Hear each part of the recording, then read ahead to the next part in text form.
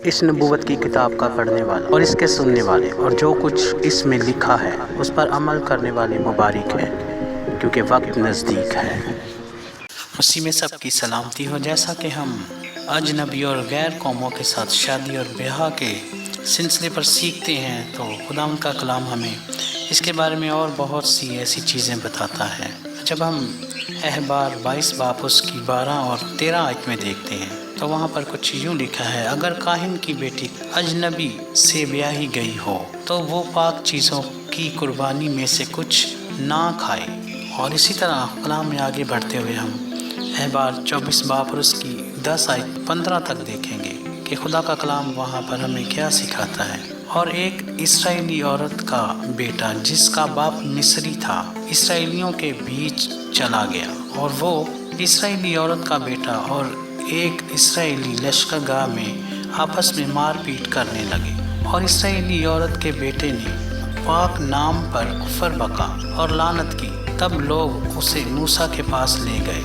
اس کی ماں کا نام سلومت تھا جو دبری کی بیٹی تھی اور دان کے قبیلہ کا تھا، اور انہوں نے اسے حوالات میں ڈال دیا تاکہ خداوند کی جانب سے اس بات کا فیصلہ ان پر ظاہر کیا جائے۔ تب خداوند نے موسیٰ سے کہا: اس لعنت کرنے والے کو لشکرگاہ کے باہر نکال کر لے جا، اور جتنوں نے اسے لعنت کرتے سنا وہ سب اپنے اپنے ہاتھ اس کے سر پر رکھیں، اور ساری جماعت اسے سنسار کرے۔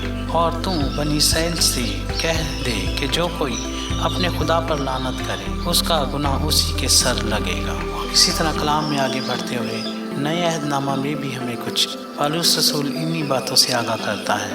اور عبرانیوں 3 باب اور اس کی 12 سے 15 آیت تک: اے بھائیو، خبردار، تم میں سے کسی کا ایسا برا اور بے ایمان دل نہ ہو جو زندہ خدا سے پھر جائے، بلکہ جس روز تک آج کا دن کہا جاتا ہے ہر روز آپس میں نصیحت کیا کرو، تاکہ تم میں سے کوئی گناہ کے فریب میں آ کر سخت دل نہ ہو جائے، کیونکہ ہم مسیح میں شریک ہوئے ہیں، بشرطے اپنے ابتدائی بھروسے پر آخر تک مضبوطی سے قائم رہیں۔